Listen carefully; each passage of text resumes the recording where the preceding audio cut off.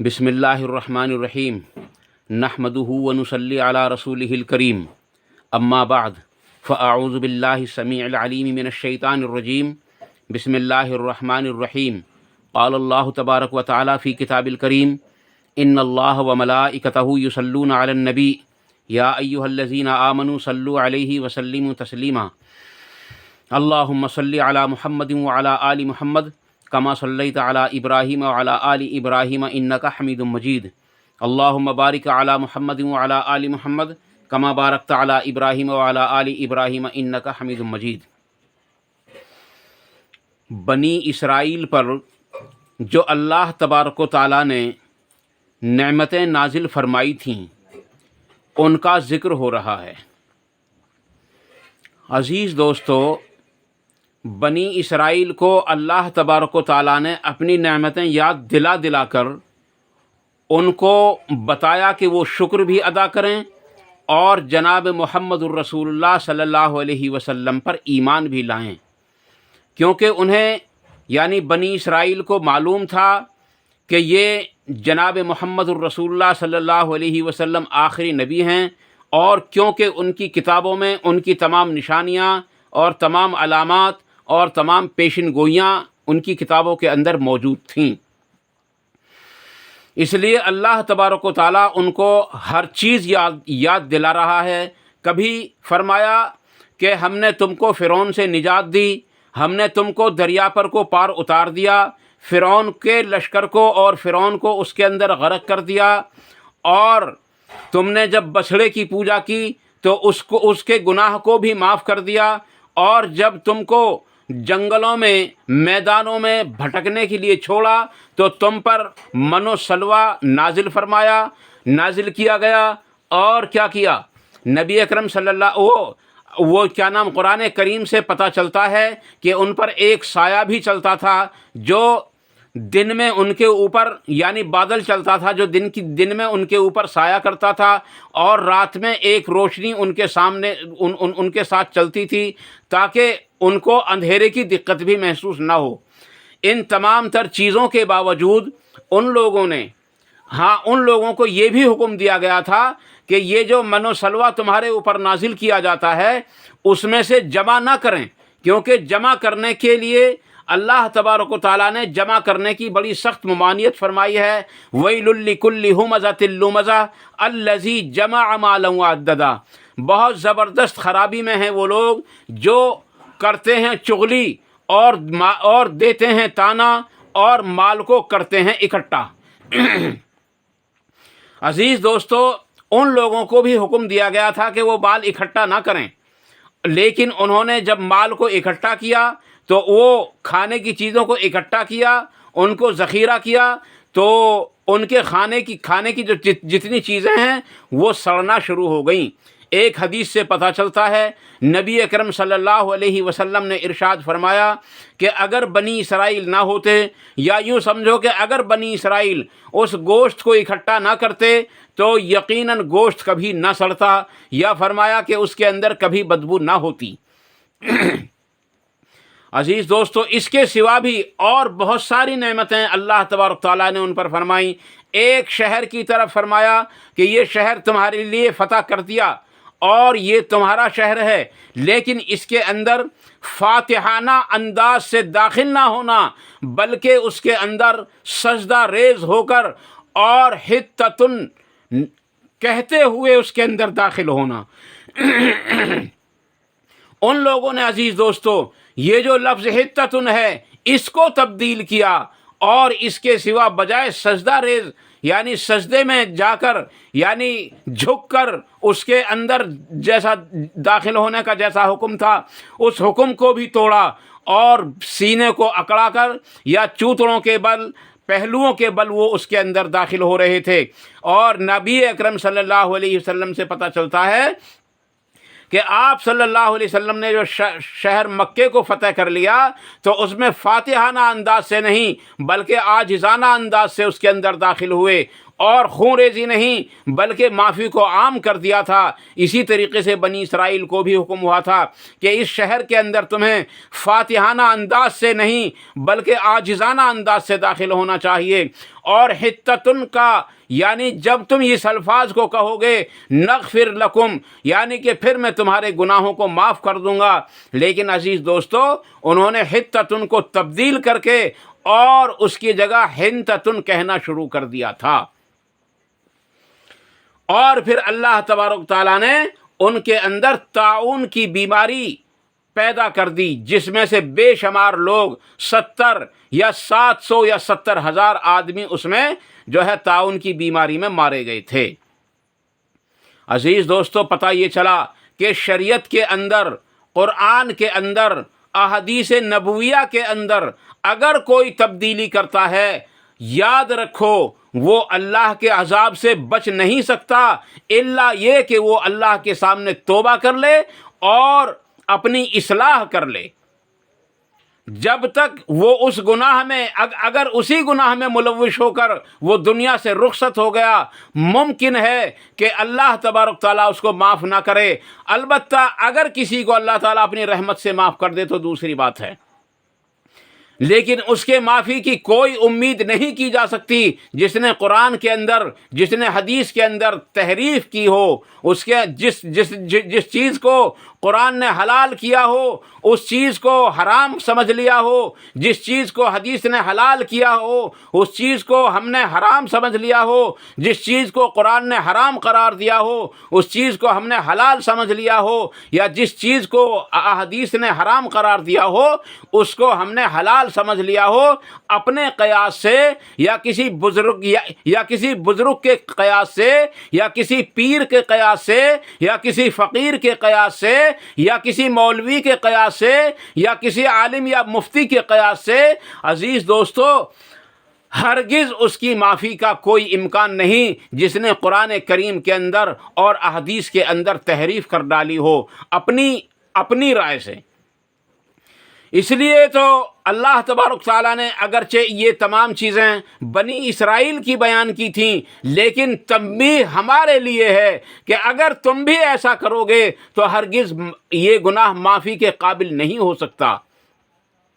آج ہم نے دین کے اندر کتنی تبدیلیاں کر دی ہیں اور کتنی چیزوں کو بدل لیا ہے۔ اللہ کے نبی صلی اللہ علیہ وسلم پر جو کتاب نازل فرمائی تھی اللہ تبارک و تعالیٰ نے، اس کے کتنے احکاموں کو ہم نے تبدیل کر لیا اور کتنے احکاموں کو ہم نے منسوخ سمجھ لیا۔ اگرچہ وہ منسوخ نہ ہوئے ہوں لیکن ہمارے ائمہ نے، ہمارے عالموں نے، ہمارے مولویوں نے، ہمارے پیروں نے، ہمارے فقیروں نے ان کو منسوخ قرار دے دیا تو ہم نے ان کو منسوخ سمجھ لیا، اور کتنی احادیث کی چیزوں کو منسوخ سمجھ رکھا ہے، حالانکہ وہ احادیث سے ان کی منسوخی ثابت نہیں ہوتی۔ عزیز دوستو جو لوگ دین کو بدلتے ہیں ان کے بارے میں اللہ کے نبی صلی اللہ علیہ وسلم سے منقول ہے کہ جب وہ قیامت کے روز جا رہے ہوں گے حوض کوثر کی طرف، اگرچہ ان کے چہرے، ہاتھ، پیر اور جو ہے یہ تمام پیشانیاں وضو کے اثر سے چمک رہے ہوں گے اور امت محمدی بھی ہوں گے، لیکن ان کو فرشتے گرج مار مار کر پیچھے ہٹا رہے ہوں گے، اور نبی اکرم صلی اللہ علیہ وسلم ارشاد فرمائیں گے یہ تو میرے امتی ہیں۔ تو فرشتے جواب دیں گے تمہیں معلوم نہیں ہے کہ ان لوگوں نے تمہارے بعد میں اس دین کے اندر کتنی تبدیلیاں کر دی تھیں۔ نبی اکرم صلی اللہ علیہ وسلم ہاتھ سے اشارہ فرمائیں گے اور ارشاد فرمائیں گے ان کو پیچھے ہٹا دو، ان کا اور میرا کوئی تعلق نہیں ہے، اور اللہ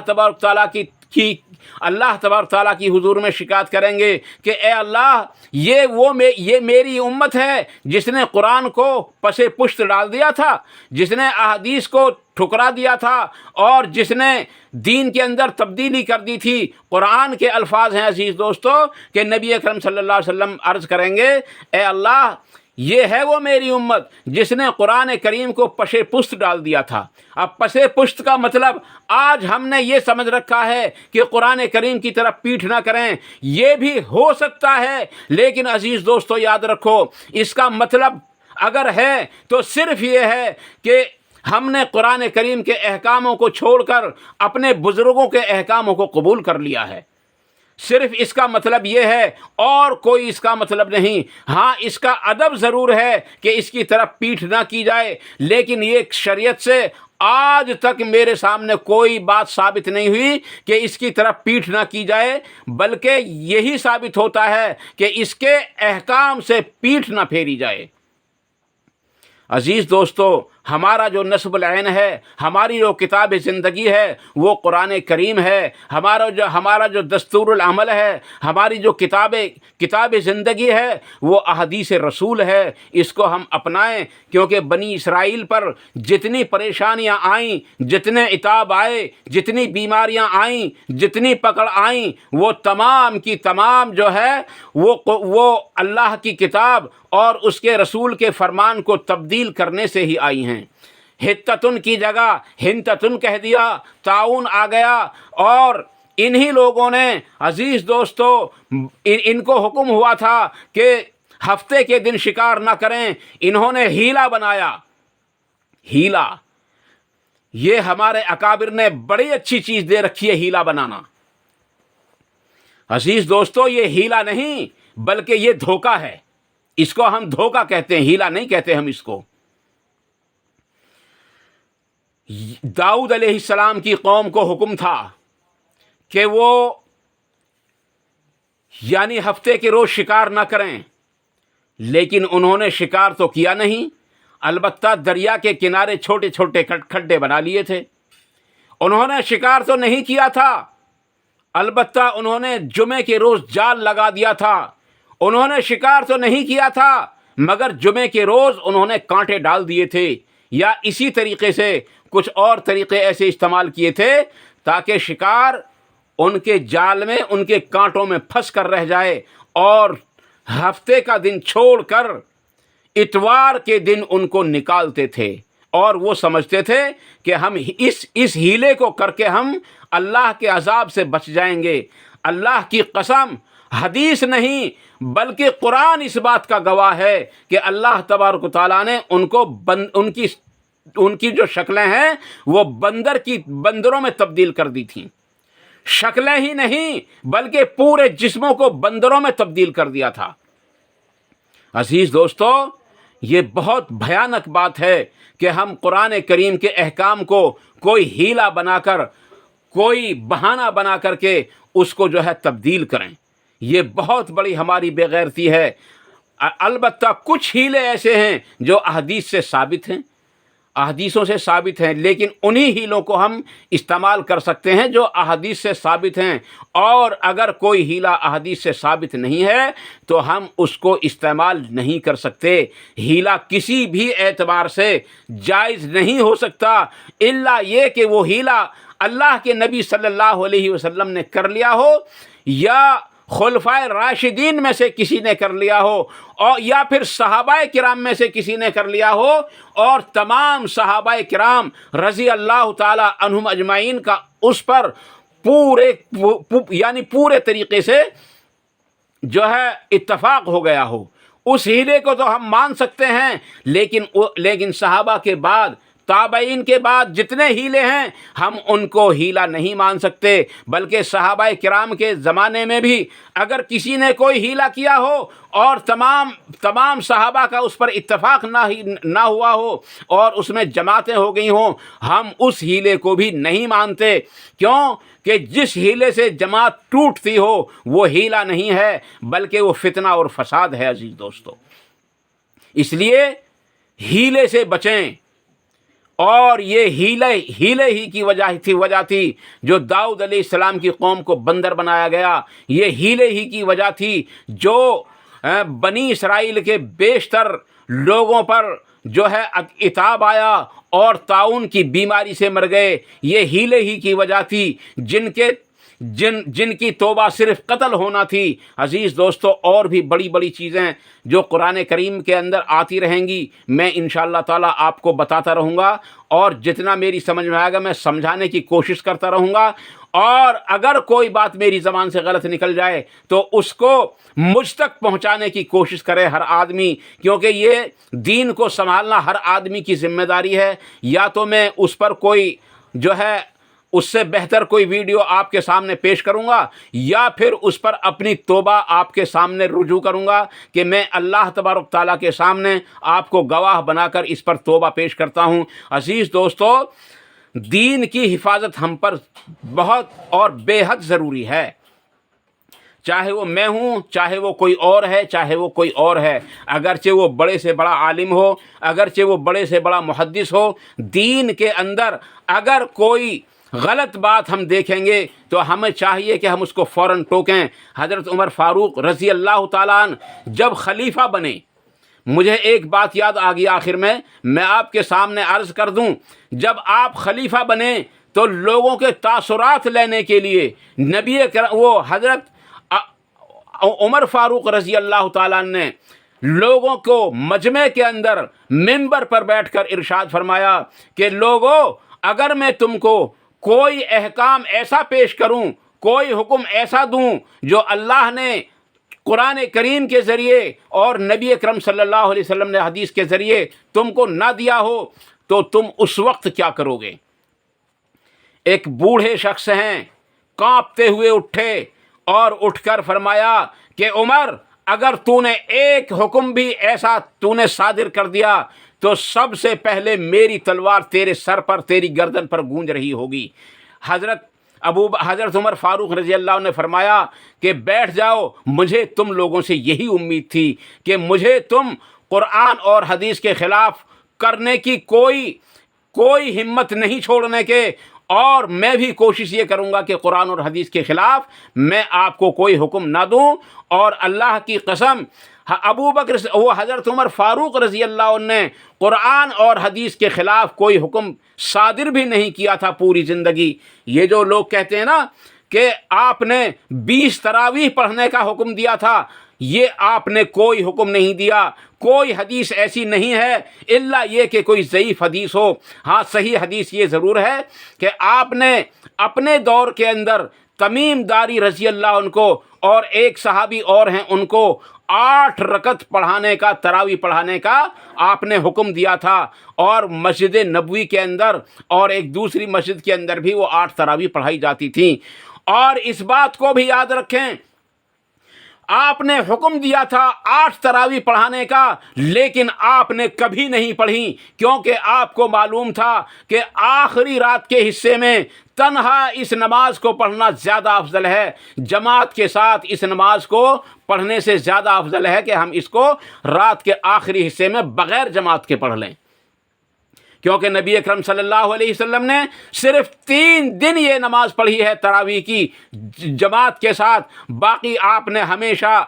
آخری حصے میں پڑھی ہے۔ اور حضرت عائشہ صدیقہ رضی اللہ تعالیٰ عنہ والی، میں نے وہ حدیث آپ کے سامنے پیش کر دی تھی، اگر کوئی سوال کرے گا تو میں اس کا حوالہ بھی ڈال دوں گا۔ آپ کی حدیث سے پتہ یہ چلتا ہے کہ رمضان میں بھی اور غیر رمضان میں بھی آپ نے 8 رکعت سے زیادہ کبھی نہیں پڑھی، البتہ اس کے سوا وطر کی نماز پڑھی ہے، اور آپ صلی اللہ علیہ وسلم وطر کی نماز کے بعد 2 رکعت نماز اور پڑھا کرتے تھے، اور وہ 2 رکعت نماز کی بڑی فضیلت آئی ہے۔ اگر کوئی آج بھی ان 2 رکعت کو پڑھتا ہے وطر کے بعد کیوں کو، تو اگر وہ تہجد کے وقت میں آنکھ نہ کھلے یا تہجد کی نماز نہ پڑھ سکے تو اس کے لیے وہ تہجد کی نماز قائم مقام ہو جائے گی۔ اور ایک چیز اور بتا دوں، اس کے اندر جو قرات مسنون ہے وہ پہلی رکعت میں اذا زلزلت الارض زلزالہا اور دوسری رکعت میں قل یا ایھا الکافرون ہے۔ عزیز دوستو، حضرت عمر فاروق رضی اللہ عنہ کا جو طریقہ تاثر لینے کا تھا وہ تو یہ تھا کہ آپ نے لوگوں سے ارشاد فرمایا کہ اگر میں تم کو قرآن اور حدیث کے خلاف کوئی حکم دوں تو تم کیا کرو گے، لیکن میں اس کو جھوٹ سمجھتا ہوں۔ کس کو؟ جو میں ایک دوسرا واقعہ آپ کے سامنے پیش کرنے جا رہا ہوں، اس کو میں بالکل جھوٹ سمجھتا ہوں کہ لوگوں نے اس کو صرف گھڑ کر کے حضرت جو ہے خواجہ معین الدین چشتی کی طرف منسوب کر دیا ہے کہ ایک شخص آپ کی خدمت میں آتا ہے اور کہتا ہے کہ میں آپ سے بیعت کرنا چاہتا ہوں، تو آپ نے کہا کہ کلمہ پڑھتے ہو؟ کہ ہاں پڑھتا ہوں، پڑھ کر کے بتاؤ۔ عزیز دوستو، اس نے کلمہ پڑھا، لا الہ الا اللہ محمد رسول اللہ، لیکن خواجہ معین الدین نے اس کلمے کو تبدیل کر کے بتایا کہ محمد الرسول اللہ کی جگہ چشتی رسول اللہ پڑھو، تو اس نے یہ کلمہ پڑھا۔ عزیز دوستو، یہ روایت بالکل غلط ہے۔ اگر وہ بزرگ ہیں جیسا کہ ہم بھی مانتے ہیں تو ایسا ہرگز نہیں ہو سکتا کہ وہ کلمے کے اندر تبدیل کر دیں، اور اگر وہ بزرگ نہیں ہیں تو پھر ان پر کوئی قانون بنتا ہی نہیں، پھر وہ چاہے جو کریں۔ جب آدمی قرآن اور حدیث کو مضبوط پکڑتا ہے، ان کے لیے قانون بنتا ہے، اور جب ان دو چیزوں کو وہ ترک کر دیتا ہے تو پھر وہ کچھ بھی کرتا پھرے، اس پر کوئی گرفت نہیں ہے۔ البتہ اللہ کی پکڑ سے وہ چھوٹ سکتا نہیں، اگرچہ اس کی صفائی کے لیے یہ لوگ پیش کرتے ہوں کہ جی حضرت نے پھر یہ کہا تھا کہ میں نبی اکرم صلی اللہ علیہ وسلم کا ایک ادنا غلام ہوں، کلمہ وہی ہے جو میں نے تجھ کو پڑھایا تھا، میں نے تجھ کو صرف یہ دیکھنے کے لیے یہ کلمہ پڑھایا کہ تم میرا حکم مانے گا یا نہیں مانے گا۔ عزیز دوستو، یہاں بھی ایک جھوٹ پکڑا جاتا ہے کہ ولی اور بزرگ اور پیر کبھی اپنا حکم صادر نہیں کرتا، وہ اپنی طرف سے کوئی حکم نہیں دیتا، بلکہ وہ جتنے حکم ہوتے ہیں وہ اللہ کے ہوتے ہیں، اور جتنے حکم دیتا ہے وہ اس کے رسول کے ہوتے ہیں۔ عزیز دوستو، اگر کوئی پیر، اگر کوئی فقیر، اگر کوئی مولوی، اگر کوئی عالم، اگر کوئی محدث اپنی طرف سے کوئی احکام صادر کرتا ہے تو میں اس کو سب سے پہلے ولایت سے کنڈم کرتا ہوں، البتہ اگر وہ توبہ کر لے یا اللہ تعالیٰ اس کو معاف کر دے۔ عزیز دوستو، یہ بھیانک چیز ہے اللہ کے احکام کو اور رسول کے احکام کو تبدیل کرنے کی، جو آج ہم نے بے شمار چیزیں تبدیل کر رکھی ہیں۔ نمازوں کے طریقے کو تبدیل کر لیا، وضو توڑنے والی چیزوں کو تبدیل کر لیا، اور جتنی عبادات ہیں ان تمام تر چیزوں کو تبدیل کر لیا، یہاں تک کہ وحدانیت، جو اللہ تبارک تعالیٰ کے ایک ہونے کی دلیلوں کو ہم نے ان کو تبدیل کر لیا، اور ان کے ساتھ میں بے شمار لوگوں کو جوڑ لیا کہ یہ بھی اللہ والے ہیں۔ اللہ والے کا مطلب یہ ہوتا ہے صرف کہ وہ اللہ کے ولی ہیں۔ اللہ والے کا مطلب یہ نہیں ہوتا کہ کہ ان کو اللہ کے سوا بھی پکارا جا سکتا ہو۔ عزیز دوستو، ہرگز نہیں پکارا جا سکتا۔ اس لیے ہم سب کو چاہیے کہ ہم اللہ کے احکام کو تبدیل نہ کریں اور اللہ کے احکام کو بدلنے کی کوشش نہ کریں۔ اسی میں ہماری خیر ہے۔ ہم قرآن کو انہی الفاظ کے ساتھ مانیں جن الفاظ کے ساتھ وہ نازل کیا گیا ہے۔ ہم احادیث رسول کو انہی الفاظ کے ساتھ مانیں جن الفاظ کے ساتھ نبی اکرم صلی اللہ علیہ وسلم نے ان کو ارشاد فرمایا ہے، انہی الفاظ کے ساتھ مانیں۔ البتہ ضعیف حدیثوں کو اپنی زندگیوں سے نکالیں، کیونکہ ضعیف حدیثیں امت کے اندر بگاڑ پیدا کر رہی ہیں۔ یہ جتنے فرقے ہیں، یہ جتنی جماعتیں ہیں، جتنی تنظیمیں ہیں، یہ تمام کی تمام جو ہے انہی چیزوں کی دین ہے، یعنی احادیث ضعیفہ کی دین ہے، اور اماموں کی اور بڑے بڑے محدثین نے جن کو صحیح مان لیا